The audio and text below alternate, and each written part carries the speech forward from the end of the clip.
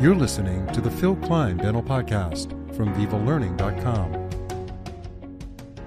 Thanks for joining us. I'm Dr. Phil Klein.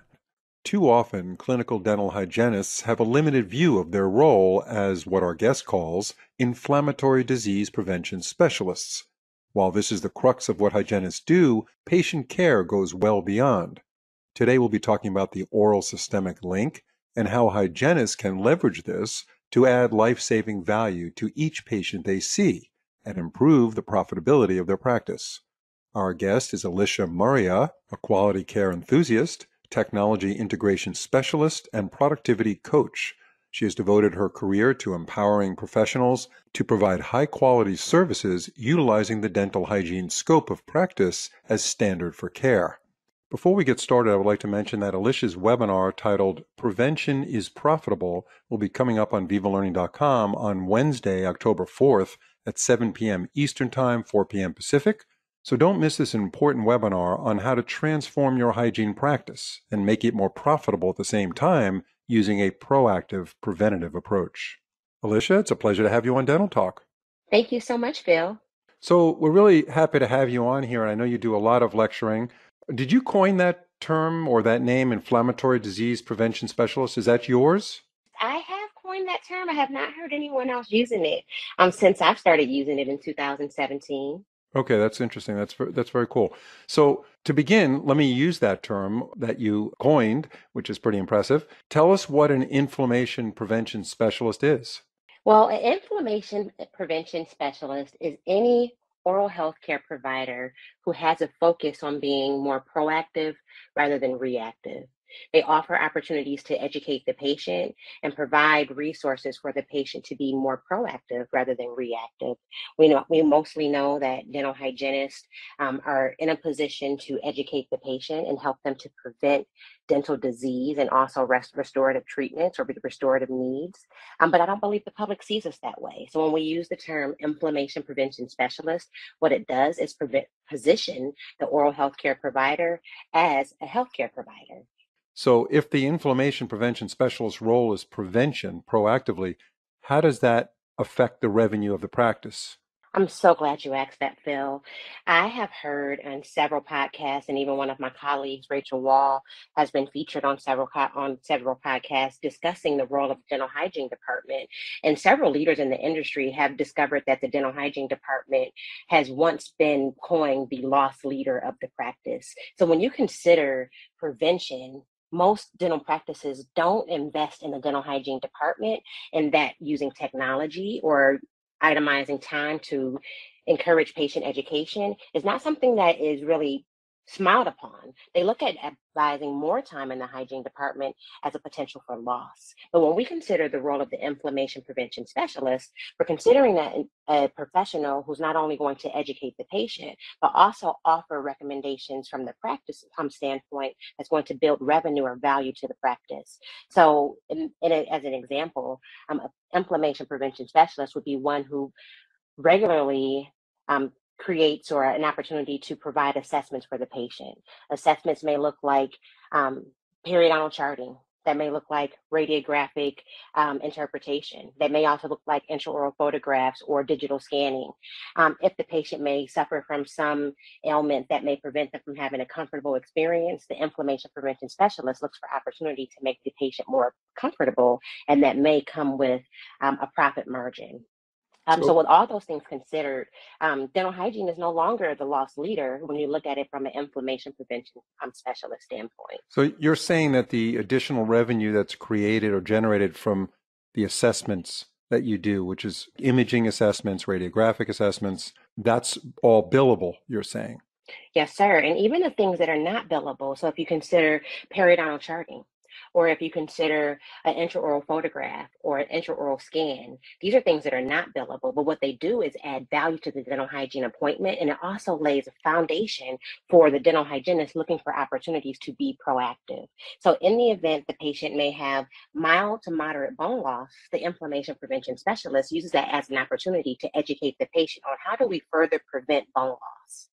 What can we do? What tools do I have in my toolbox or in this practice that can be afforded to this patient to help them to prevent having further dental disease? The same would be true in terms of crowding or a tooth that may have a micro fracture or a tooth that may even have recession and sensitivity. The inflammation prevention specialist, again, is looking for an opportunity to further engage the patient using those assessments, but also offering something within the hygiene appointment that's going to build revenue.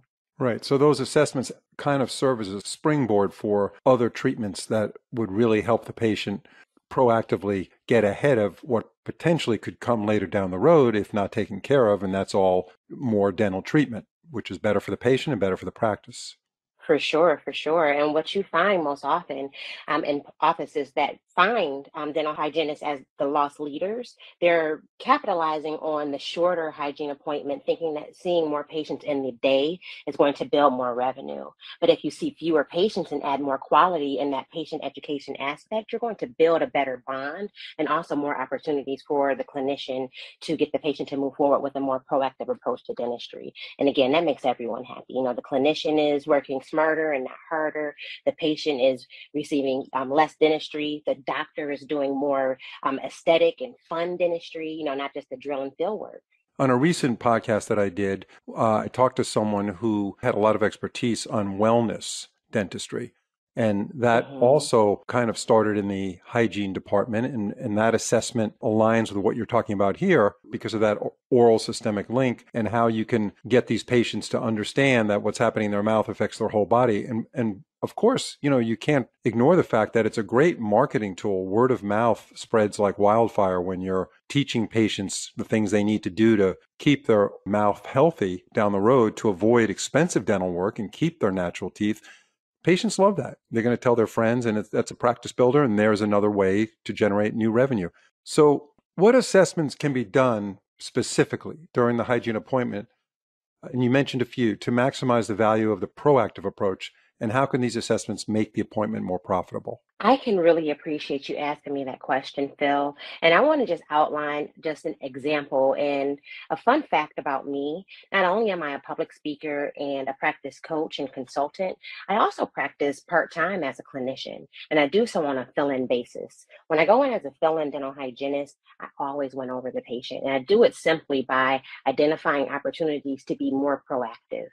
So an example of some things that we can do in a dental hygiene appointment, whether you know the patient for 10 or 15 years or it's your first time meeting them, one of the things that you can do is really just start with the patient's chief concern.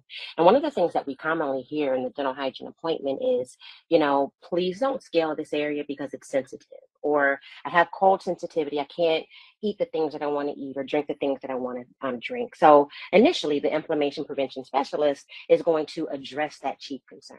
And with a sensitivity concern, what you want to do is ensure that the patient stays comfortable throughout the entire appointment. Using products like Vocals, Profluorid L is a great way to help to reduce some of that sensitivity and applying that right to the root surface, and also like curing it. So before you get started with scaling, the root surfaces are totally sealed off and the patient is not experiencing any discomfort during that appointment. But in addition to that, after you address the patient's chief concern, what you will want to do is verify whether or not the patient is eligible for any type of assessment. Now, if the patient is not due for radiographs, that's a prime opportunity for us to employ other assessments. Most dental hygienists are going to say, I don't have enough time in the appointment, but I guarantee you, if you look at it from the inflammation prevention specialist standpoint, you will start to see that you do have time, especially when the patient is not due for radiographs. So when the patient's not due for radiographs, this may be a great opportunity for us to take a photograph or an intraoral scan of the patient's mouth or that area where they may be experiencing sensitivity. When we're looking at those areas, after we have the updated intraoral photograph or the scan, now we're showing it to the patient, letting them know the etiology of the sensitivity. It's not because you brush your teeth too hard. It may be because your teeth are not in the proper position. So long term, if we do nothing, you're going to continue to wear down the gum tissue that's causing the sensitivity, and you're going to need something along the lines of a connective tissue graft.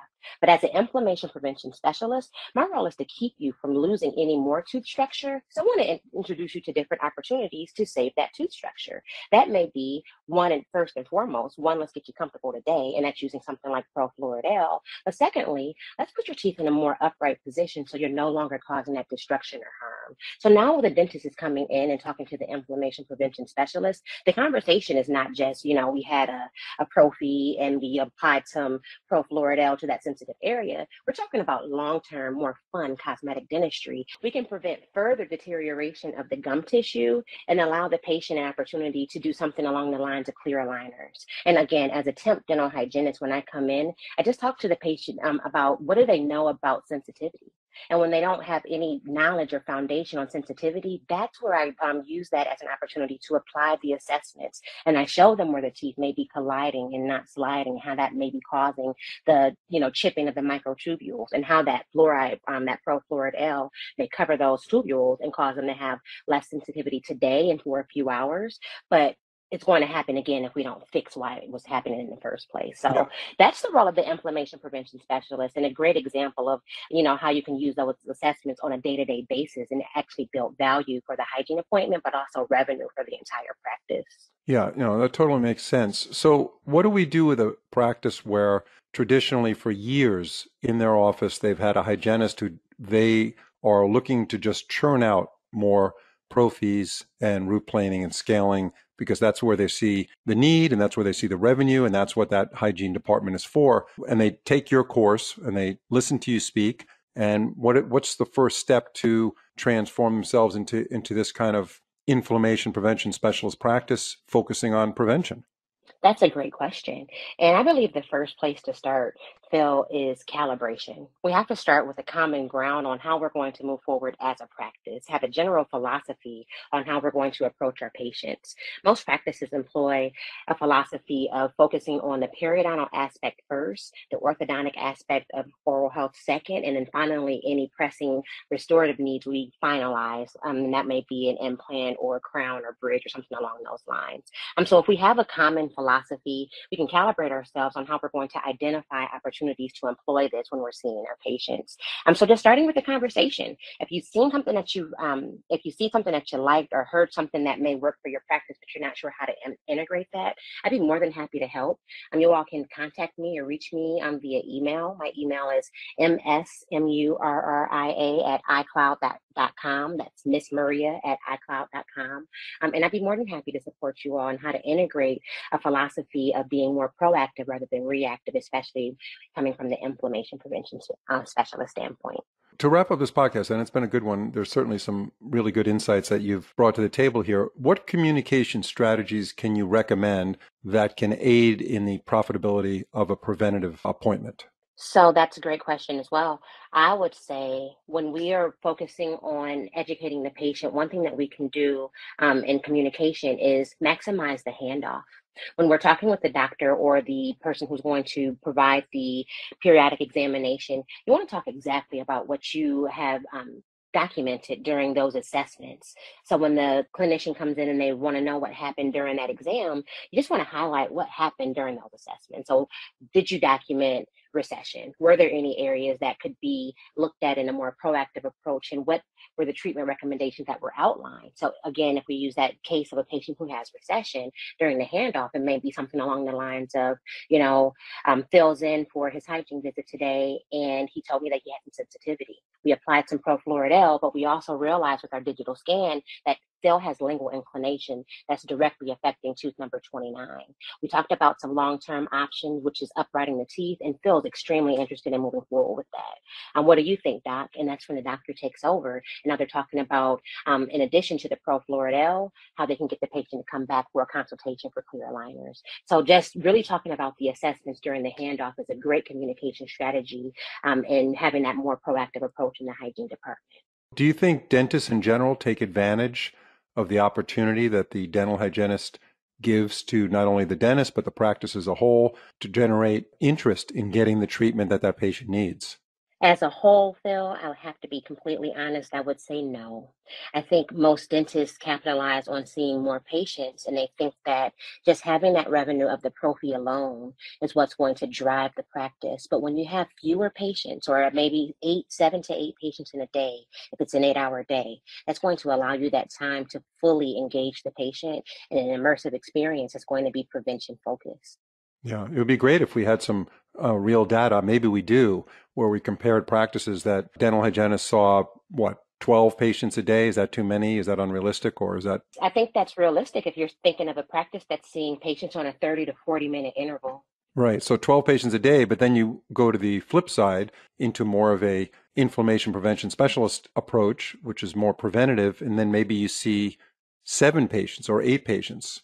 So that's a reduction of 4 patients a day, but by the end of 3 or 4 months of running this kind of practice, you might see way more revenue, less patients, right? It's possible. A much larger return on your investment when you focus on an education-based and an assessment-based dental hygiene department. Because it's not enough to just do the assessments. You have to educate the patient on what they mean and how they can be more proactive, and using these assessments to encourage them and celebrate that change behavior. Yeah, it's not enough to just say that the assessments are to find disease. It's also to celebrate when the patient is moving in the right direction as well. If you have a 4 millimeter pocket that shrinks to a 3, celebrate that too. Thank you, Alicia, so much for your input. We certainly want to have you on future Viva Learning podcasts. Thank you so much for being with us. I appreciate you so much. I hope you have an amazing day. If you've been enjoying our podcast, we'd love to hear your thoughts and feedback by leaving a review on your favorite podcast platform, whether it's Spotify, Apple, Google, or any other platform you listen on. Leaving a review is a fantastic way to support us and help others discover our show.